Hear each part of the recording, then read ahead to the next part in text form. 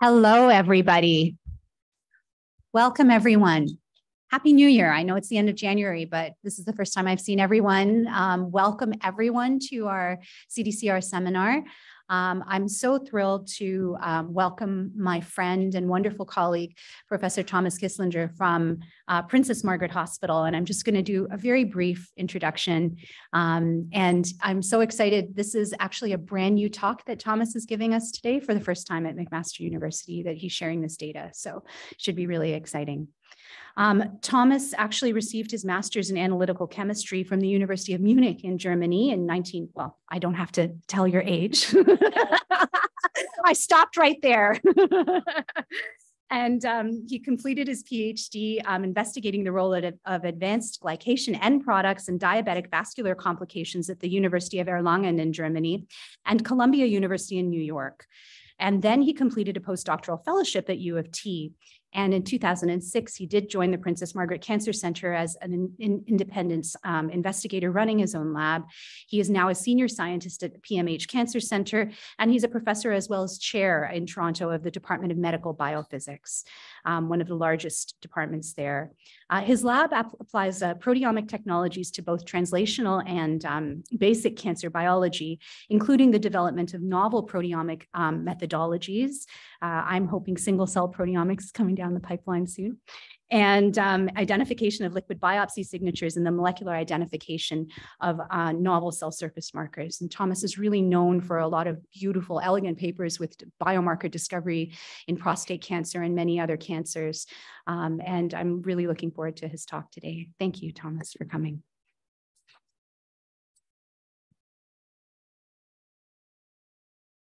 Thanks, Sheila, for a nice invitation. Amazing, there's people in seminars. Who would have thought so? Thought they're all just small squares on a screen. So anyhow, so what I'll do, I have actually never given this talk. So there are two kind of unpublished stories. They're maybe 95% done, hopefully to be submitted this year. Let's see how it goes. So I'll first, if I can advance the slide. Here we go. Give you a little bit of a background. So Sheila already talked about this. For those of you that don't know me, what my lab actually does. So kind of everything we do, bring a laser pointer in here. So everything, most of the things we do start at a mass spectrometer, right? And then the lab is kind of, I always joke, say highly unfocused. So we kind of work on three kind of major areas of research. So I'm an analytical chemist by training. So we do kind of lots of technology tweaking, either kind of new mass spec scan modes or here ultra low input proteomics, maybe not for single cell, but for very rare populations, or enrichment of certain post-translational modifications. And we're particularly interested in glycosylation, actually, which is interesting on post-translational modification. And then the vast majority of my lab is kind of cancer and clinical proteomics. So in the context of biomarker work, either in tissues or in body fluids, urines and CSF is the most common. And then kind of for my postdoc time, I'm kind of, it's near and dear to my heart, is kind of combining subcellular fractionation, cell biology with mass spectrometry. And we're particularly interested actually in surface markers, plasma membranes, and extracellular vesicles. And today I'll kind of span a little bit between these two. So I'll first talk about a very large kind of prostate cancer urine-based biomarker studies. I'll give you some sneak peeks on this. Especially in the context of EV, so a subset of these studies. And then for the second, hopefully I get to it, this is kind of my favorite project and also my nightmare at nights. This is a project on a surface marker in head and neck cancer that we're, I think, working on for an unbelievable 8 years now. So if this doesn't get submitted this year, you'll never see me again. I'll have a heart attack. So anyhow, so just a bit of a background on the diseases. So prostate cancer, for those of you that don't work on it, 1 in 7 men are diagnosed with prostate cancer in their lifetime, but actually only 20% of those are aggressive. So identifying those men that need aggressive intervention is actually one of the major clinical challenges. And that's in particular problematic since this disease is highly heterogeneous and multifocal. And you can see this here, the radical prostatectomy tissue after surgery. So you can often see multiple cancer foci in this organ, right? And these could have different Kislinger groups actually, or even different genomic profiles. So, and at a needle biopsy stage, of course, which is the ultimate diagnosis, you sample less than 1% of that tissue, right? So detecting that is actually quite challenging. So then here, just quickly, how detection and prognosis is done. So current diagnostic and prognostic protocols combine these kind of three highly inefficient assays: a serum prostate-specific antigen measurement, which is sensitive but poorly specific, a digital rectal exam, which is highly subjective, and then a needle biopsy, which, as I said, samples less than 1% of the tissue.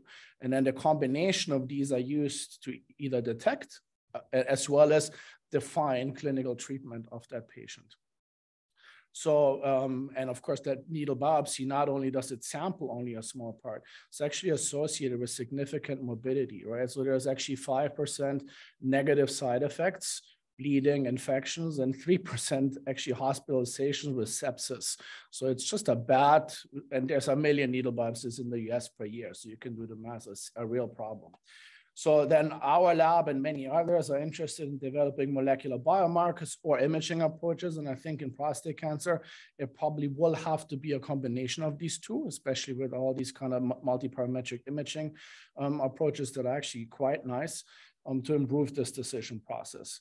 And then we are doing this by molecular profiling either of tissues or of these proximal fluids. And I'll show you in the next slides. So this is either posterior urine or what we call direct express prostatic secretion. So that's actually the fluid made by the prostate. I'll show you this at various levels along the central dogma. And then our goal is, can we find biomarkers for the early detection of aggressive disease?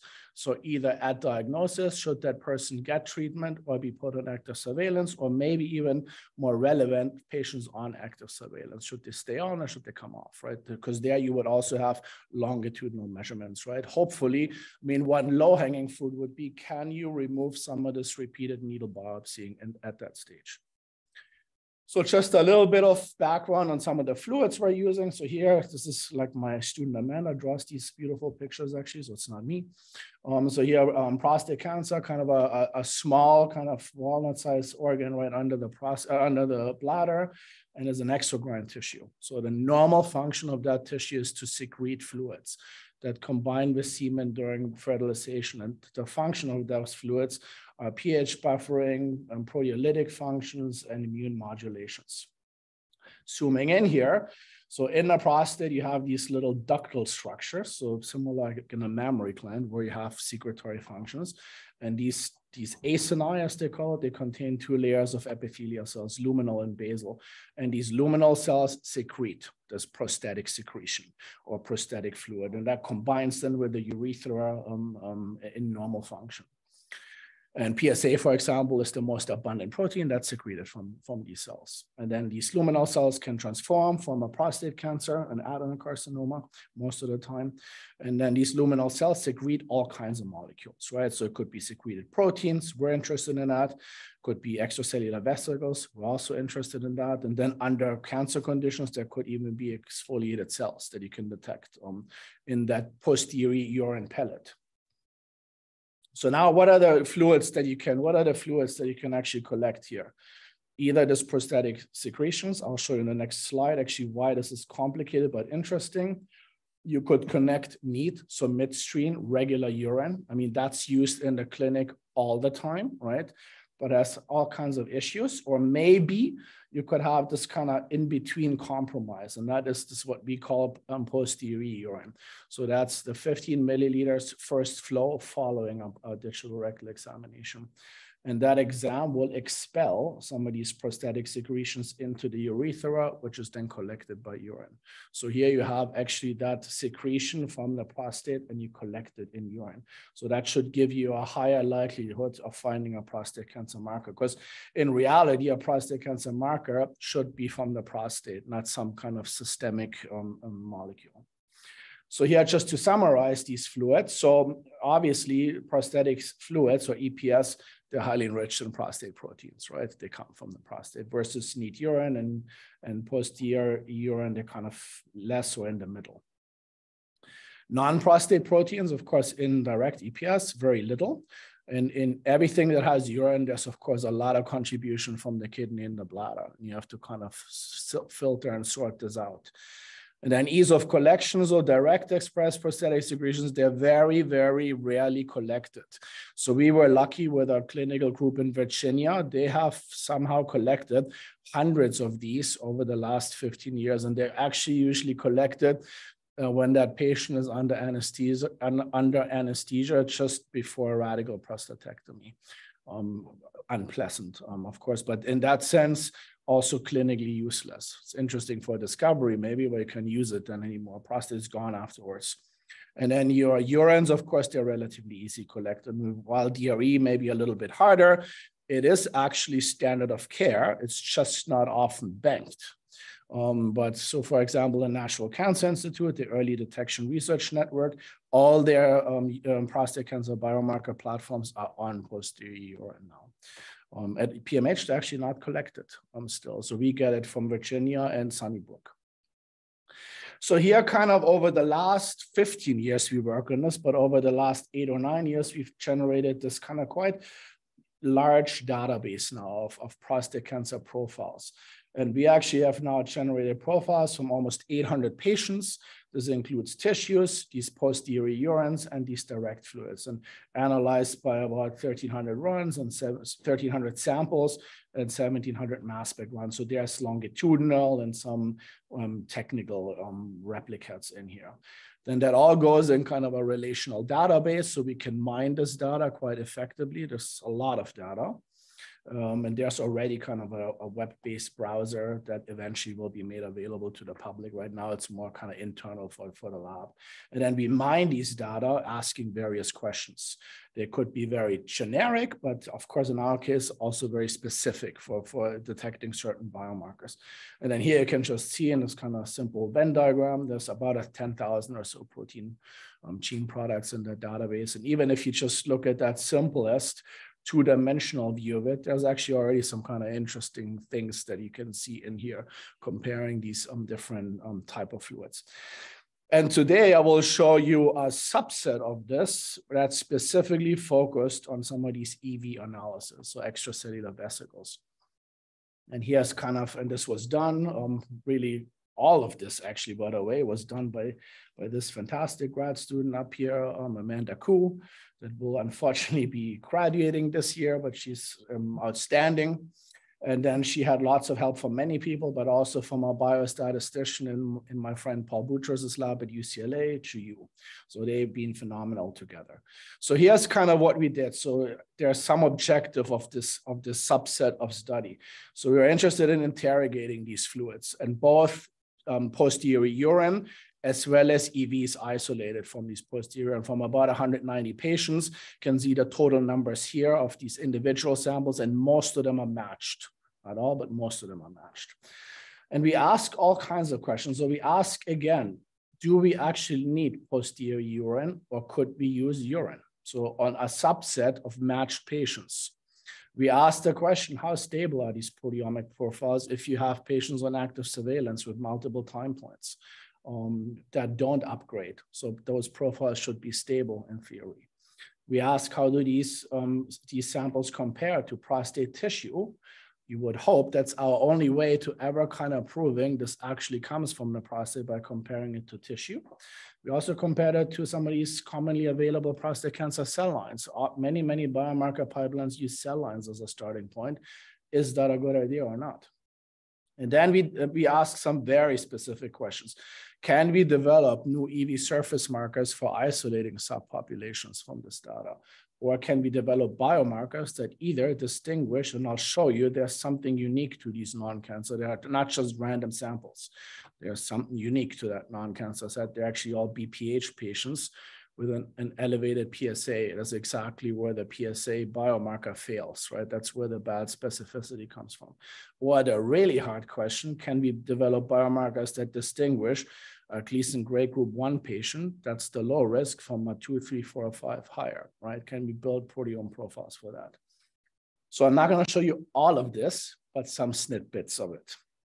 All right, so just a bit of a summary on what are EVs. So you may have heard of this.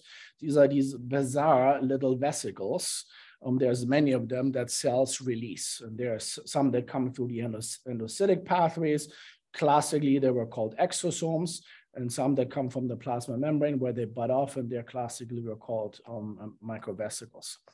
And these EVs, they carry a double membrane with many known membrane markers in them, and then all kinds of cargo molecules that are inside, RNA, maybe even DNA, metabolites, and certainly proteins. And why do we bother even going through this, right? It's a lot of work isolating this. And the theoretical concept here is that EVs capture protein cargo from the cell type of origin. And you could potentially enrich for prostate cancer cargo in a way that looking at total urine, you may miss these proteins. And here you can see there's a little bit, it's not to scale, that's from our own data. So in the total urine that we analyzed, you find about 3,000 proteins, and some of them are extremely abundant. And this is albumin or other blood proteins or uromodulin that comes from the kidney. So by enriching for these EVs, could you potentially deplete for these molecules and get more intracellular cargo or cargo that comes directly from the prostate, from the organ of interest. All right, let's look at a couple, actually first how we do this. The protocols for isolating this. So we usually start with whole urine, give it a 2000 G spin, and then that supernatant is the posterior urine that we analyze. And for that, we actually only need, for total urine analysis, we only need 200 microliters. And we can do this here in a 96-well plate format. It's like an ELISA plate with a PVDF membrane on the top. So you can actually use vacuum to load your urine samples on here, wash, digest on the membrane, release. So urine proteomics with this kind of an approach and liquid handling robotics, you can analyze thousands of samples, highly standardized. EVs, unfortunately, require more effort, right? So here we use 14 milliliters. I'm not sure if this is necessary. Maybe you can bring it down a little bit, but not to 200 microliters. And then we go through this kind of a crazy protocol. So we first do a 20,000 G spin, collect theoretically these larger microvesicles. Urine has lots of this uromodulin from the kidney, so a protein from the kidney that forms these bizarre networks that trap smaller vesicles. We digest this, give it another 2000, we reduce disulfide bonds with DTT, release these small vesicles, spin it down again, wash these with high base and call them P20 EVs. Combine these two supernatants, spin it 150,000 G, wash it, call it a P150. Pellet. And in theory, that should be the smaller vesicles, and this should be the larger. Turns out that's actually not the case in urine. I'll show you that on the next couple slides. Okay, so first, that question, is a digital rectal exam actually necessary to enrich for prostate-specific proteins? And for that, we had a subset of samples. 10 matched at the same visit to my clinical colleague, Stan Liu. So he collected these from his patients at one day in the clinic. Matched urine, posterior urine, and then 5 for EV analysis. And then here you can kind of see the data. Let's start here on the bottom. So first, we just quantitatively, by a relative proteomics, relative quantification, compare these proteomes of urine versus posterior urine. So if you here on the right side, you're enriched in posterior urine. On the left side, you're enriched in urine. And then here we layer on some known prostate markers. So full one is PSMA, and KLK3, for example, is PSA. You can see prostate-secreted proteins are enriched in the posterior urines. Then up here in this kind of density plot, we ask if a protein is detected in our tissue data versus not. Is it enriched in posterior versus not? It is. And then in this top scatter plots, we layer on tissue annotation from Human Protein Atlas. And again, you can see prostate enriched proteins are enriched in the posterior urine versus blood, kidney, bladder, likely not. So suggesting that a posterior urine indeed enriches for prostate secreted proteins, and you should use that fluid for biomarker discovery, for prostate cancer biomarker discovery. And then here you can just see a couple examples. I'll skip that. Okay, so now let's look at the entire data. And so what we did, so we analyzed 150 urines and 130-ish or so for the EVs. And this is the number of runs because it is pre-post and longitudinal, so it's a little higher. And then we first biophysically characterized these proteins. So first, we did nanotracker analysis, right? And asked how big are these EVs actually? Is there a difference in size? Turns out there isn't, right? They're highly heterogeneous. And the P20 EVs, they're not really that much bigger than the P150 EVs. Maybe there's a little bit of a hump here in the increased size in the P150 that you don't have in a P20 than in a P150. You know, nanotracker analysis may not be the best way of analyzing size of an EV. So we also perform transmission electron microscopy. You can see this. So indeed, in the P20, you can see some larger vesicles, but they are a minority. Versus in the P150, you never see them. They're always small. So suggesting while they are by density likely different, by size, they're actually very heterogeneous and probably not so different. And there's data in the literature on this. So actually in prostate cancer, EVs were probably first described, right? And they are called prostasomes in this. And their size is actually right in between exosomes and microvesicles classically in the literature. And maybe that's something that we see here too. Okay, but then let's look at by proteomic profiles and quantitative proteomics profiles. So here I can just see number of proteins detected in these samples. And now qualitatively, while by size, they're very similar. So there's 124 individuals where we have everything matched. And here in this stacked bar chart, each line is a patient. And you can see proteins that are shared, that are unique to the P20 or unique to the P150. So while by size, they're very similar, by protein cargo, they're actually very different.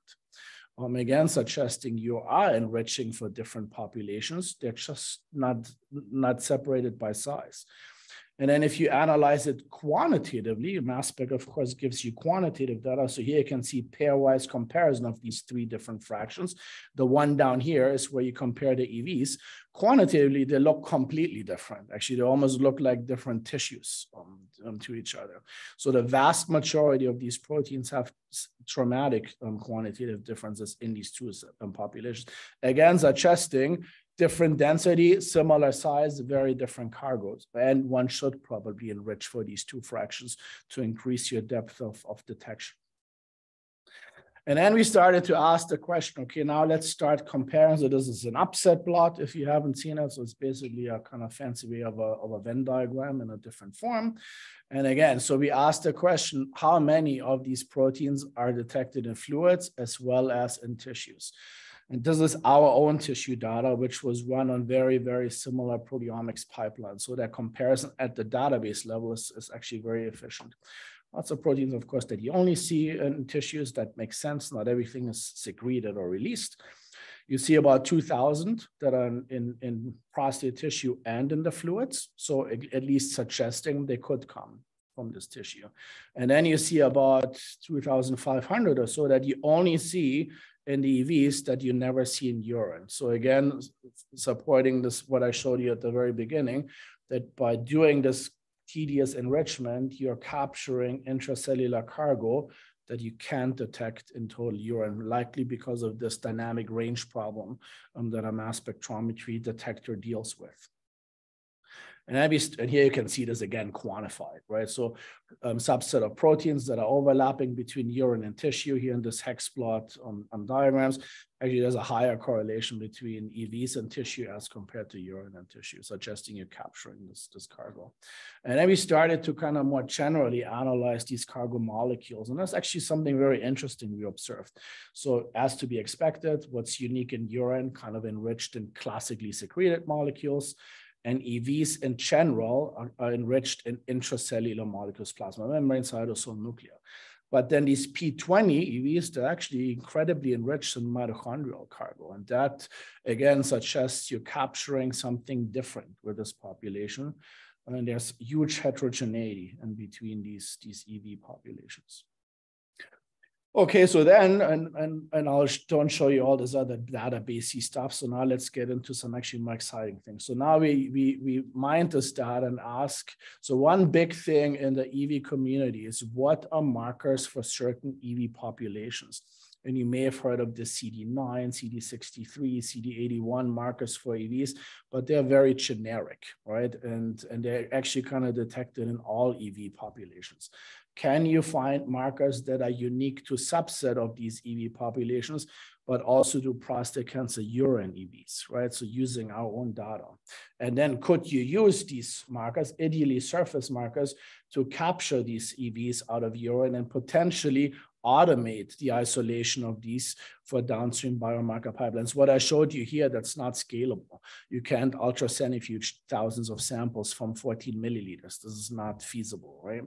So here, this is popular in the field. So this is from a paper from David Leiden's group in Cell in 2020. So he's one of these EV gurus. And this is, I think, 13 or so markers that he claimed are small EV markers. I mean, some of the names, if you look, you chuckle a little bit, hemoglobin and actin. But anyhow, so we took our own data and mapped it against it. And what I plot you here is the enrichment in EV versus urine. So if you're above the zero, you're enriched in EV. If you're below the zero, you're not even enriched in EV, you're enriched in urine. And then the two different populations of EVs that we have. So you can see some of them may be enriched in EVs, but some in our data are not at all. So suggesting if you play around this marker game, you need to actually do this in a sample specific manner. Because his data in the Cell paper were all tissue explants and cell line based EV isolations, right? So suggesting his markers really don't work in our setting. Okay, so Amanda derived this kind of ranking scheme using our data. So you can see number of proteins detected in EVs. We then wanted them to detect it in at least 50% of the populations. We asked, are they differentially expressed between the two EV subpopulations? They also had to be enriched in EVs compared to our urine, right? So they really need to be in EV enriched. And then we ask also they need to be detectable in our tissues, right? To hopefully capture prostate cancer specific EVs. And then we use this kind of surface genie. So that's a very interesting bioinformatics tool to predict surface markers. So if you have a score of 1 to 4, you're likely a surface molecule. So we wanted surface markers. So you can theoretically flow them or sort them somehow. So there's 85 molecules that fall into these criteria. Don't get scared on the next slide. So there's a lot of data here. So here you can see these 83. So in pink would be markers that are P150 enriched, and green would be markers that are P20 enriched. And you can see they're all enriched in EVs compared to urine, right? So that's that first color scale. Here you can see the percentage of samples where this was detected in the P150 or tissue. So they're all detected in EVs and in tissue. Down here in green, you can see the surface, the SPC surface prediction score. So they're all above 1. Other annotations, some ranking that Amanda developed. I'm not going to go into this, but the smaller the score, the higher the ranking in this case. So the extremes are the best markers in this case. And then here we mapped a whole lot of clinical annotation that we have in this cohort. Not going to go into full detail, but you can see, for example, here in this, especially in this P20 population, right? You can see markers that are almost unique to the P20 population. You barely ever pick them up in P150. They're extremely enriched in prostate cancer compared to normal.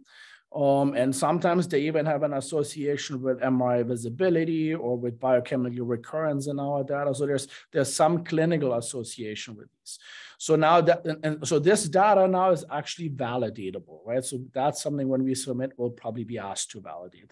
And you can validate, so we already collected cohorts to do this, and you probably validate this by immunogold electron microscopy, right, in the pellet. And if you look at these markers, and also, by the way, all the classic EV markers, CD63, CD69, they're up here too, right? But these are all markers that, to my mind, they all surface and they all have some potentially even interesting biological. See, there's lots of SLCs in here. It's not your hemoglobin and actin from this paper that I've shown you before, that probably no one in their right mind would ever follow up in an extracellular vesicle population. So anyhow, and then finally, Chuyu, so the biostatistician, built some kind of fancy machine learning models to use this data to build biomarkers. And we ask actually two questions. So we asked, can we build a marker that distinguishes all the cancers from all the non-cancers? And all these non-cancers are either BPH samples or biopsy negative patients, but that have an elevated PSA in their blood. So especially this 4 to 20, that's the gray zone. That's where PSA is very poor in distinguishing a BPH patient from a cancer patient. It's where the bad specificity comes along. And then here you can just see, so we first do this cancer versus non-cancer by volcano blots, lots and lots of differential expression in these samples. And one thing that's actually really cool, I always like to mention this, so you can see actually all the known prostate cancer markers, they actually go down in prostate cancer in urine compared to in serum. And if you think a little bit about what a Gleason score is and what actually happens to the differentiation of that gland, that probably makes sense, right? You can't properly secrete anymore. There's new vasculature coming in, it leaks in the wrong way, actually. So there shouldn't usually be a PSA in blood. It should go into that ecini. Okay, and then so you built now markers that are 3 to 8 proteins in each of these signatures. They're all different depending on the if it's from P20, P150, or UPS. And you can see, I mean, we obviously would have to validate this, but you can build a phenomenal marker distinguishing PSA, distinguishing cancer from BPH. And here in the dotted line is how serum PSA does in that exact cohort. So they're all of these patients have serum PSA measurements, right? So needs to be validated and could be validated, right? Once you had these 3 to 8 markers, it's actually not that complicated. And then we also build a marker that distinguishes an ISAP grade group 1 from 2 and higher, and they're obviously somewhat lower in the 0.8. I didn't put your PSA in here, it's in the 0.7 range, so it's slightly better here still than serum PSA. Also need to be validated, but actually, if you've ever tried to develop markers for aggressive prostate cancer, this is actually promising, right? This 0.8 range. So to the best of my knowledge, Paul Boutros' best marker that combines copy number and mutations from whole genome sequencing, et cetera, is actually below 0.8, right? So this is actually interesting and worthwhile to follow. So here's a summary of that first part of my talk. So collection of posterior urine enriches for prostate-derived proteins. Through EV, we can isolate EVs through ultracentrifugation that actually show minimal difference in size, but traumatic difference in protein cargo. There's a lot of heterogeneity in this population. EVs isolated from prostate, I didn't show you this, actually partially reflect what we see in urine. They are somewhat correlated, but not very well. So again, suggesting you wouldn't really try to develop biomarkers based on cancer cell line data. And then we have isolated protein signatures that are associated with various clinical categories. We can isolate EV populations based on interesting surface markers and potentially develop some biomarkers, of course, that still need to be developed over several years. So that's the first part. Now I'll make a dramatic switch to head and neck cancer. And I'll give a really quick summary of head and neck cancer. So for those of you that don't work on it, it's a very heterogeneous group of cancers of the upper aerodigestive tract. They're kind of just grouped together because they're in this anatomical region, but they have different risk factors, they have different treatment protocols, different genomic profiles, different etiologies, and completely different outcomes. So in reality, they are different cancers that just happen to sit in that same similar anatomical region. 6th most common cancer in the world, about 600,000 cases and about 300,000 deaths per year. So it's significant. 5-year survival, 40 to 50%. Most risk factors is smoking and drinking, at least used to be in the Western world. Now is also infection with certain viruses, HPV and EBV, and the oropharynx and nasopharynx. And then most of them, like many cancers, present in advanced stages. Treatments, highly toxic, surgery, radiotherapy, and chemotherapy. And one thing that's important in head and neck cancers, because of the location where it sits, So quality of life is actually a very important parameter in head and neck cancer, right? So if you get radiated in that region, for example, lose the ability to form saliva, right? So you have the worst sore throat for the rest of your life. So basically suggesting we need to develop, and there's limited targeted therapies. So one would be cetuximab against EGFR, which is often upregulated in these cancers. So suggesting we need to understand the biology of these tumors better, potentially develop new therapeutic targets that have less toxicities for these patients and reducing these morbidities. So as I said to you before, so we are really, really interested in surface molecules. And why are we interested in surface molecules? It's a very interesting subcellular localization in the cell, right? It's basically the gatekeeper between extracellular and intracellular space.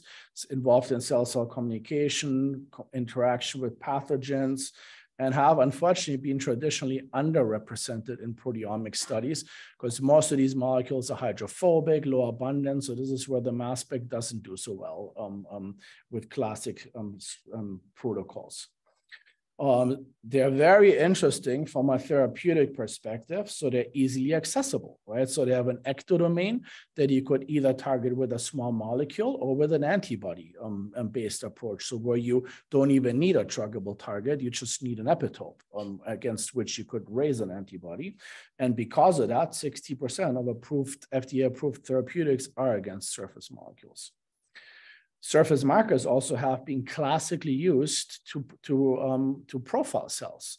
And this is particularly in the immune and in the blood lineage, right? Where there's 300 or so CD markers that are used with flow cytometry to identify certain subpopulations. Problem is there's a lot more than 320 surface markers, right? There's about 3,000 based on these latest prediction algorithms. Many remain unstudied. Most of them have unsuitable antibodies. And even with the classic approaches like flow cytometry, you can only detect or quantify a handful of them. Correlation to transcriptome, especially poor in surface markers. So just using RNA sequencing will probably often not lead to success. And then, of course, there's many, many ways of analyzing this. And I'm not going to go into these methods. I'm just going to show you what we did here. How much time do I have, Sheila? Like 15 minutes or 15, 20 minutes? Okay, perfect. So I can rush through this. So here we did this kind of what's called cell surface capture approach. So we used 6 head and neck cancer cell line models. You can see them here. We used a normal primary oral epithelial cell as a control population. Then we had also squamous cell carcinomas from the lung and from the esophagus. And we used this approach that now is our favorite go-to method, which is called cell surface capture, and works in a way that live cells, so the vast majority of surface markers are N-glycosylated. And you can now use in live cells a mild oxidation of these glycans, whereas cis-diol is oxidized to an aldehyde. And then you use a chemoproteomic approach where you have a hydrazine functional group with a linker attached to a biotin. So you actually now covalently label oxidized sugars on the surface in a spatially resolved manner. Then you can lyse, this is stable as a stable covalent modification. You can lyse, digest your proteins, and then you can enrich for these glycosylated peptides that are probably 20 or so % of the total tryptic peptidomes are predicted to be glycosylated based on consensus sequences. You can enrich it by strep-avidin chromatography. You can wash very stringently, and then you release that peptide with an enzymatic step with PNGSF that cuts between that asparagine and the first sugar molecule, converting that asparagine to an aspartic acid. That's a 1 Dalton mass shift in a consensus sequence that the mass spec can detect. So you actually get 100% specificity with this approach in detecting surface molecules. No other approach can do this. And you, to a certain degree, get even topology information, because that ectodomain that's glycosylated that glycosylated region of the protein must sit in the ectodomain. So if the prediction is the other way around, there was something wrong in that prediction, right? Okay, so then, and then, by the way, we run it by mass spec as always, our favorite tool. So here we quantified about 1,000 molecules in these 9 cell lines. Here's just a PCA. You can see the cancer cell lines separate quite dramatically from these normal cells. And here just a positive control. I told you each EGFR is often upregulated. So each EGFR, it's on a log scale, is like 5-fold up in these cancer cell, in these squamous cell carcinomas compared to the NOE. So that was nice.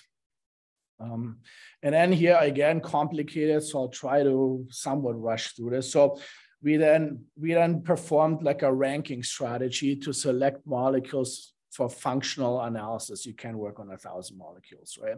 So we actually performed pairwise statistical analysis of the NOE quantitative data against each of these cell lines. And then we requested that each of these cell lines shows a significant upregulation of a protein compared to the NOE. There's around 20 or so molecules that follow this. Then we linked on Cancer Cell Line Encyclopedia proteomics data and asked which of these molecules are enriched in the head and neck compared to the other cell lines. There's about 400 that were profiled, 6 or 7 head and neck, and the rest others. You can see some of them are heavily enriched in head and neck and others are not, right? And then we ask, are these molecules detected in the CPTEC head and neck cancer proteomic data? So we wanted them to also be in human tissues, human head and neck tissues. Are they also predicted to be surface molecules? Yes, they are. And then this here is maybe the most interesting. So we hand annotated public CSC data. It's basically from 2 labs, from the Rebecca Gundry and Bernd Wolscheid's lab. They're actually the only other labs that do CSC. And there's about 81 cell lines that have been profiled by the cell surface capture technologies, none of which are head and neck cancer cell lines. So we ask, they should not be detected in any of these cells to get this head and neck specificity. And then you rank them all by this, and then this is my favorite protein molecule, FAT2, that came out at the top. And then there's an antibody from Santa Cruz, as usually a terrible one, but if you tweak it, it actually works quite well for Western blotting. You can see the Western blotting nicely recapitulates what you see on these plots. And then with ADMARE, we generated a whole panel of new antibodies against FAT2. Here's one of them, this A088, and that also recapitulates. So suggesting we have this marker that somehow is heavily enriched in squamous cell carcinomas compared to normal. Why? We actually don't know. So it's not amplified, this gene. So there's some other mechanism. There's some hints we have, but there's some other mechanism. So what is this weird FAT2?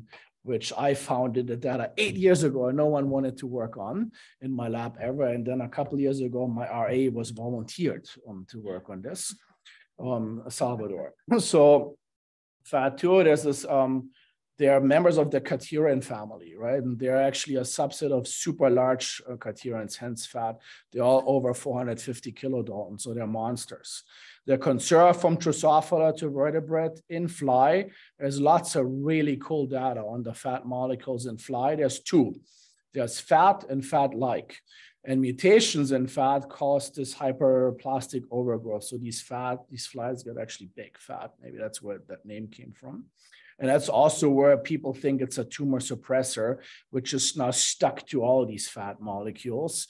And some of them may, but FAT2 actually is not. There's no data that we have that suggests this is a tumor suppressor.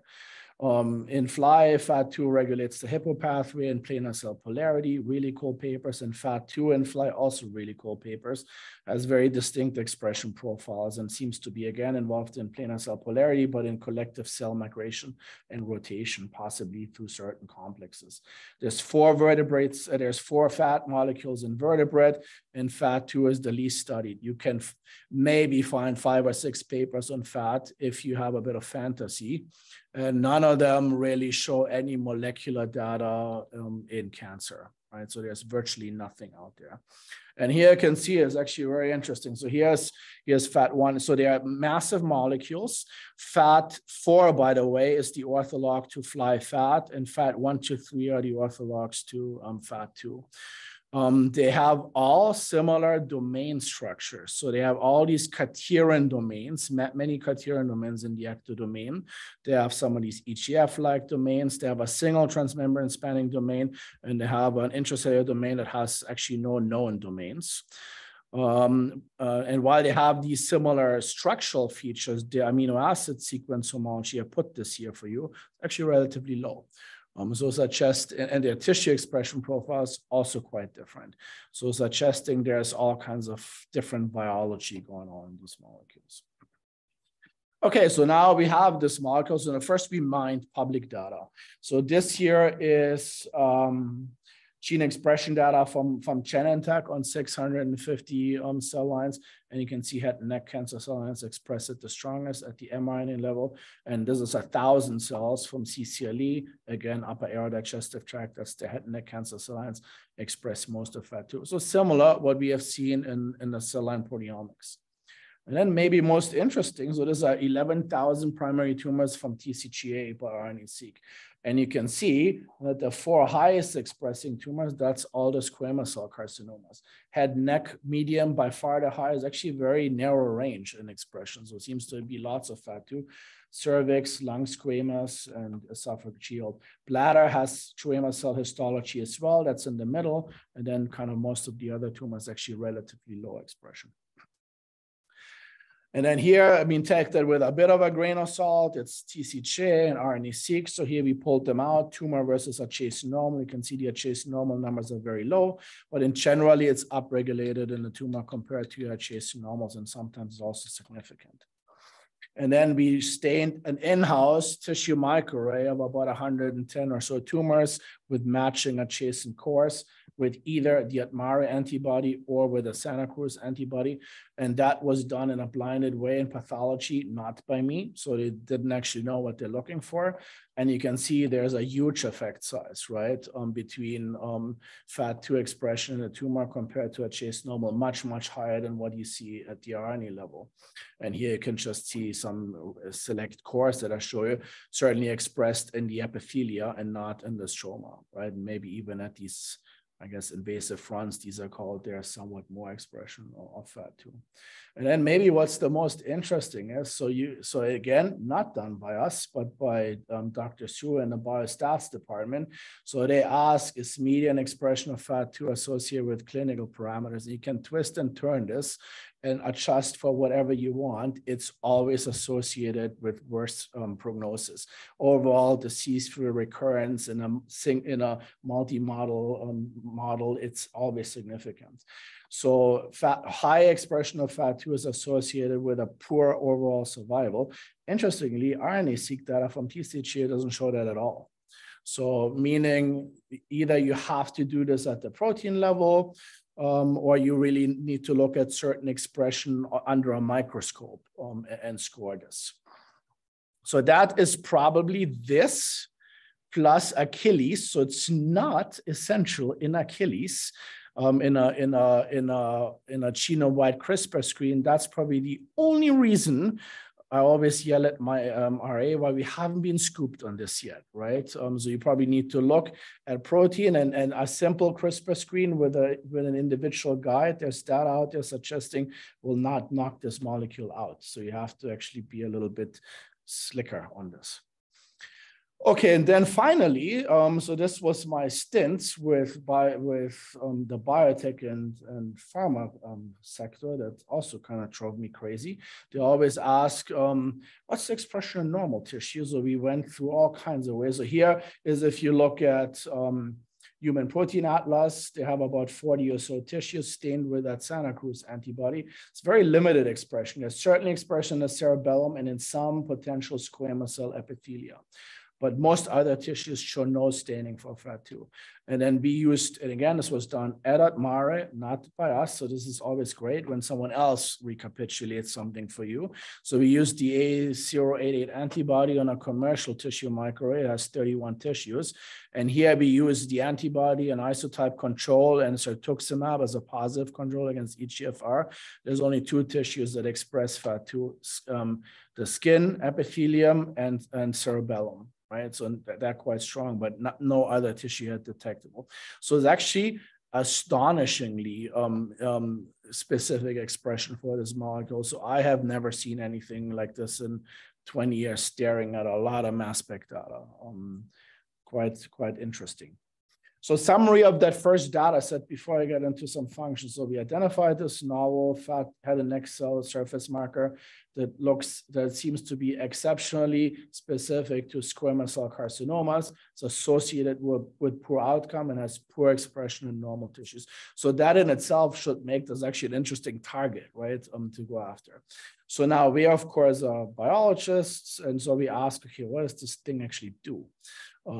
Since there's nothing known about it. Okay, you can imagine with a 450 kilodalton membrane protein, that's not actually the easiest question to answer. So we started super simple. So here we started with just transient transfection with siRNAs.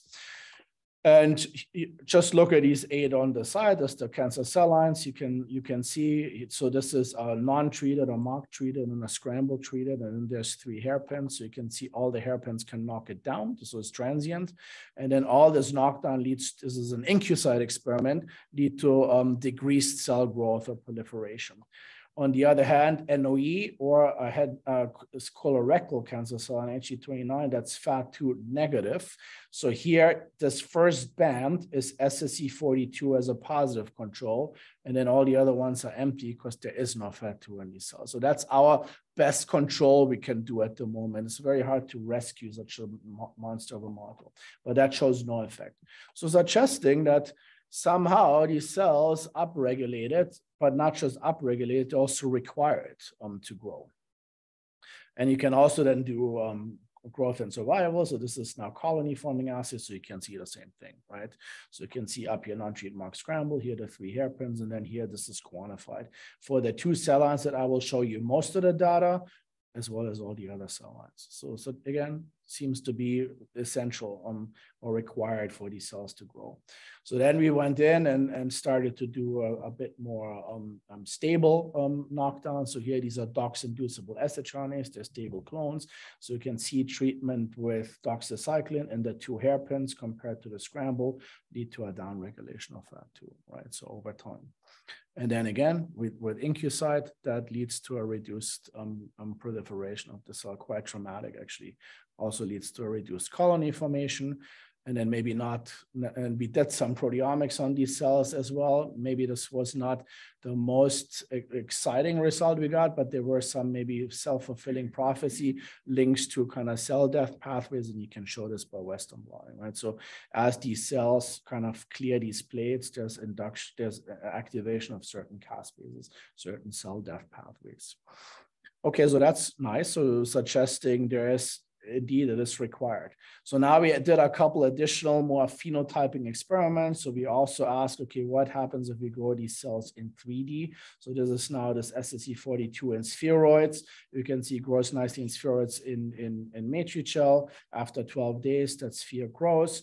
If you induce the shRNA with doxycycline, that doesn't. So this is now ratio of day 12 to day 1 here quantified. So that, and of course, you would never know, is that little blip there alive or dead, right? So where would it go? So we use this Alamar blue as a stain for metabolic activity, and that's actually then quantified here in fluorescence unit. So there's also a lot less live or metabolically active cells in that spheroid. So again, suggesting also in 3D it is required. And then here, that's actually kind of a cool experiment. So then we kind of, this L'Oreal does this a lot, these spheroid assays. So we spike in patient-derived cancer-associated fibroblasts, so kind of to make it maybe a 2-cell type spheroid and maybe mimic a little bit more what you see in vivo. And by doing this, you can dramatically actually change the phenotype of these spheres. And you can see up here, after multiple days, these spheres grow and start to invade the matricel. And by the way, the CAFs are, of course, not expressing the DOX-inducible shRNA, but they're also FAT2 negative. Versus here now, the effects may be visually even more traumatic when you spike these CAFs. And so suggesting, again, FAT2 required for these cells to survive. And the CAFs by themselves, they don't do anything. And then finally, we also did some xenograft experiments. So now we engrafted subcutaneously either SSE42, parental, scrambled, and FAT2, and grew these tumors to about 1 centimeter in diameter and then induced stalks. And you can see it's actually quite traumatic. Within about a week and a half, these tumors kind of almost melt away. And at endpoint, when you kill them, there's these little blips basically left, right? And of course, you can keep these animals alive for a long, long time, right? If you keep them on dogs. And here you can see it with the other cell line. So again, just all this kind of, I think, whatever you do in whatever assay, if you take FAT2 away from these squamous cell carcinoma cell lines, they're extremely unhappy and they're not growing, they're dying, and tumors are shrinking. So the last thing that we're now, and here you can see just additional experiments, right? So this is different. Here I can skip this actually. So now the last thing we're trying to do is to figure out what are actually molecular pathways downstream of this. So this is now absolute Western blotting marathon going on in the lab, where you're kind of tapping a little bit in the dark. So I try to just summarize this in a cartoon of these, I don't even know how many Western blots Salvador has done. So one thing we know, so if you knock out FAT2, and I haven't shown you this. So there's some kind of adhesion phenotypes, right? So if you knock down FAT2 and you perform an adhesion assay on collagen or laminin, there's less adhesion. Makes sense as a cadherin. And we also know knockdown of FAT2 leads to actually down regulation of certain integrins. Alpha-6 and beta-4 we have actually shown by Western blot. We also know that knockdown leads to cell death, right? I mean, we've shown this with dozens of assays now. This, I think, pretty bulletproof.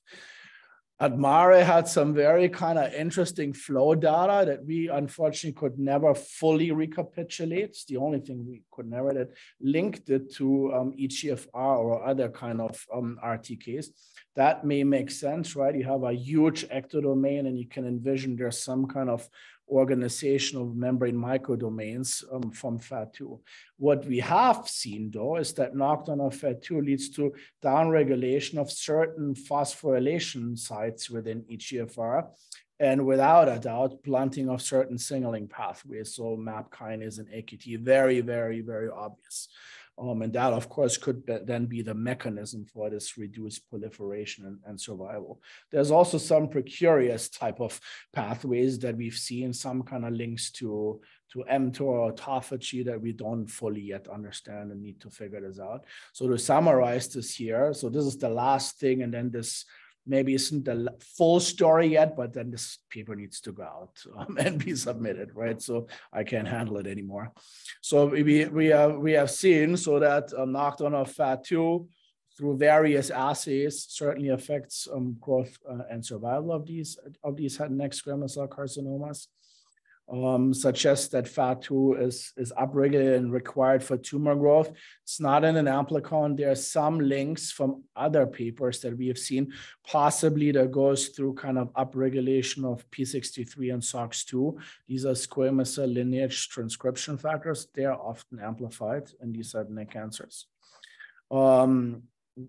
Through proteomics and Western blotting, we have shown there's certain signaling pathways that are affected. How exactly, we don't know, but they're certainly affected. We've generated a couple antibodies, high-affinity antibodies against the ectodomain. Of course, something very interesting would be, could you use this as some kind of a therapeutic in this? So there we have not succeeded yet, unfortunately, and for various reasons, but that's fine. Maybe in the future we look at that again. And then here, acknowledgement. So first part was all these people here involved. And of course, Amanda and Chuyu did the vast majority of work. Then actually FAT2 was discovered actually by a former PhD student, Lucia, in the lab, who didn't want to work on it. Then a postdoc in the lab, Simona, worked on it, also didn't want to work on it. Then Salvador got volunteered to work on it. And Salvador has great hands, but works on a very different speed scale than me. So this is something that we constantly argue at each other. And then there, of course, were various people involved. And the scientists at Admire, they were fantastic, actually. So especially Emma and Ishmael's team, they did a phenomenal job. And then some funding, and hopefully it didn't go too long. Thanks for listening. Happy to take any questions.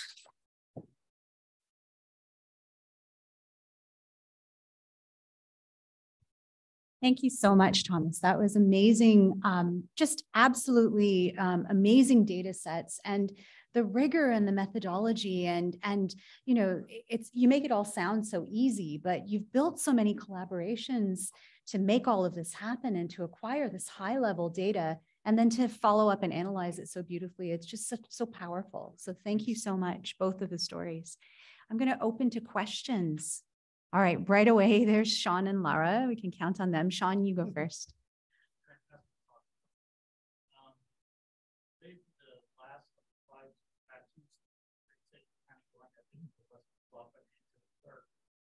I wonder if you thought about it's like a kinase antibody array, whether that would help focus on signaling pathways.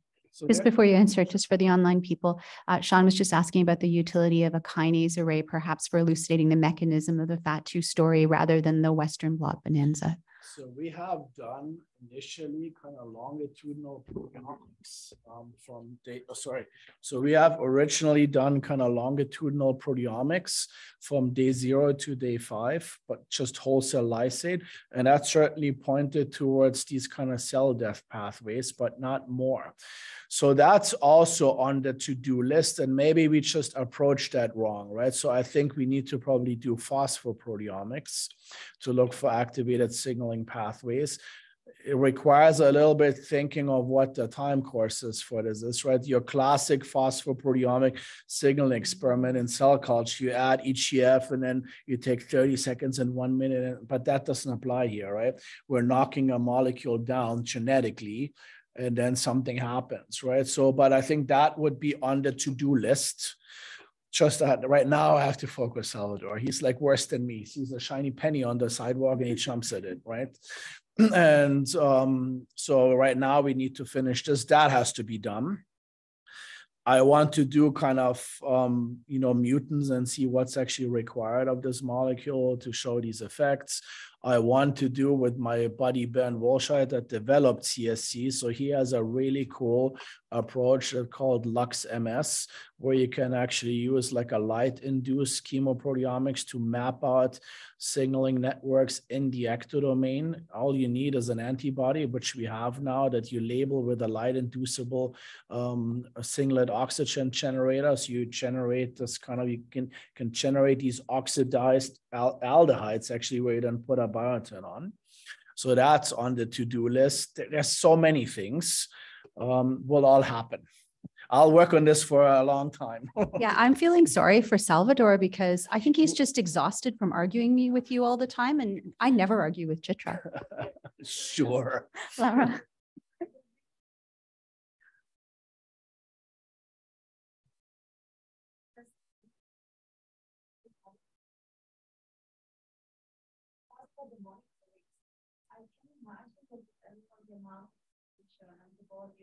The level time change with the so how you regulate or normalize the amount of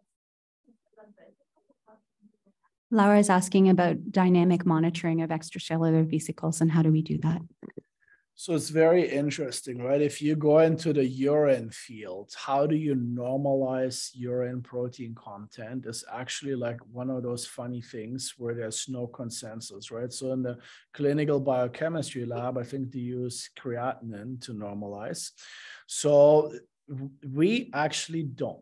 I mean, you would never be able to do this in a prostate clinic, right? They just wouldn't call this assay.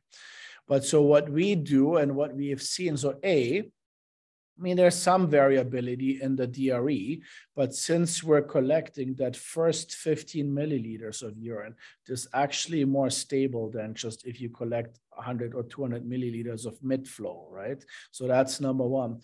Number two, we start, so I didn't show you this, we start with equal volume. B, we're spiking actually in the urine, we're spiking in two controls. So in the urine, we spike a yeast glycoprotein that allows us to normalize. And just before mass spec, we spike these index retention time peptides that come out over a certain region in the chromatogram, so you can normalize for that. For EVs, you can't do this. There's no, the index retention time you can do, but there's no such spike in. So here, the only thing we do is we control for input volume, 15 milliliters, and we control for tryptic peptides loaded. So we load the exact same amount of tryptic peptides, 1 microgram. That's to a certain degree, a little bit like what creatinine would do, right? Thank you, Thomas. Other questions? Karen, and then Jonathan, and then Hong. So fat story is really interesting. How tunable or reversible is your dox cycle? So if you remove dox at a certain time, do you see generation? And then what happens in either cell culture? So Dr. Mossman asked how reversible or tunable is the doxycycline system for the FAT2 studies. So in cell cultures, we haven't done it, but in the Xenograft experiments, I didn't show you this. So you can keep these mice alive for 190 days, can take the dox off. Some of these tumors very slowly grow back, right? So I don't know if this is that the cells spit out the shRNA. I think that can happen. Or it could be that they don't receive the full dose of dox in that subcutaneous tumor. Interestingly, if you put the dox on again, some kind of come down and some just stay flat. They don't grow, but they stay flat, right? Yeah, so we haven't fully done as much as we want in that system, but you can tune this. You can turn it on off, right? Dr. Bramson.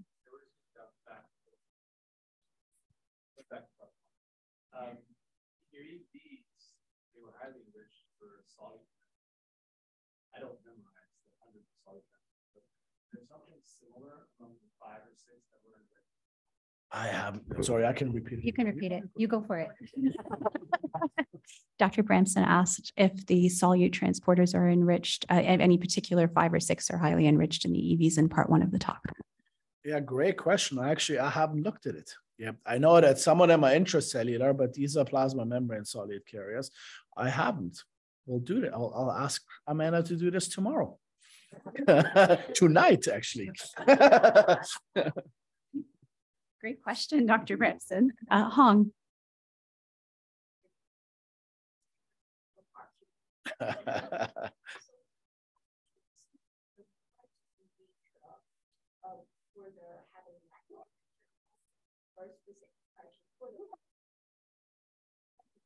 Use a very early marker to, or even like any other protein in the fat to regulate pathway as a risk marker to distinguish their patients for therapeutic, but also early prevention.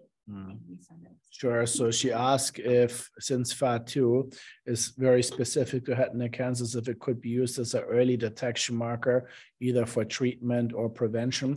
So, I mean, obviously that would be from the tissue staining that could potentially be useful, right? So if you have high, you would need to think a little bit about cutoff points there, right? It would need to be somewhat more quantitative, what's high and what's low FAT2 expression. And then maybe you would know these bad actors, right? And you could either escalate or maybe de-escalate in those that express low CA125. So for early detection, we haven't thought about this, but I do know this is also this funny little data that we have floating around that we haven't followed up. So if there's a really cool fat paper in Drosophila from Helen McNeil when she was in Toronto. So she showed that FAT2 can be proteolytically cleaved, and it clips first the ectodomain off. And when that happens, and there's another protease coming in that clips that cytoplasmic tail off, and then that moves into the mitochondria and changes metabolism in these flies, like bizarre stuff, right? What we have seen though, when you take head and neck cancer cell lines and you look at the culture media, we see FAT2 in that culture media. And what's really interesting, so if you take, for example, a silica bead membrane prep, and you perform proteomics, you find peptides in the ectodomain and you find peptides in the cytoplasmic tail. In the media, you only ever find peptides against the ectodomain, so suggesting this could be clipped. And you have a 400 kilodalton ectodomain floating around that potentially could be used for early detection, right? We haven't followed this up, right? I mean, for that, I need a much larger team and more money. Yeah, we have a similar cleavage event with a protein that Will Mage is studying in our lab, where we're wondering if the soluble component can serve as a biomarker while we're treating the membrane-bound component with a CAR T. Ali. Great. I'm wondering whether they're all HPV positive. So the question is, are all these cell lines we used HPV positive? They're all HPV negative. Yeah. There are actually very few HPV positive cell lines, and none of these HPV positive cell lines, to the best of my knowledge, recapitulate HPV positive disease. Oh, I'm sorry. No, I'm saying the sample you get it from patient. Oh, you mean our TMA? Yes. So the TMA, they're all tongue cancers that we scanned here. This is only a small fraction of the PMH TMA. I think there's 500 cores available. We scored around 100. They're all tongue cancers, so that also suggests they're all HPV negative, right? Most of the HPV positive head and neck cancers are oropharynx. And I think they're 30 or 40, actually nowadays maybe more in the Western world, because that's the main risk factor now. It's this lifestyle risk, right? So.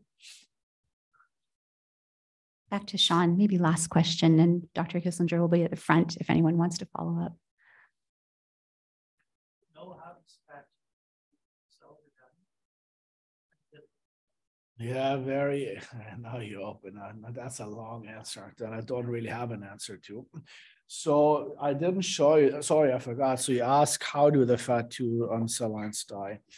So it's very interesting, right? So in IncuCyte, so we've done an experiment that I haven't shown you. When we do the IncuCyte experiment, you can grow them, let's say, completely confluent, and then you induce redoxycycline FAT2 knockdown. And then you use the IncuCyte almost like a live imaging. And it looks like crazy. I should have actually played that video. You can see after like 2 days, like a small hole appears. And then within a day, it's like the entire well clears, right? There's not a cell left. So Salvador did these experiments that were not 100%. So we asked the question, actually, do they detach and die, or are they dying and detaching? So that was kind of what we tried to ask. And it seems like it all happens somewhat in parallel. So once they detach, and you immediately collect these floaters and you move them into different media and you remove the docs, they never attach.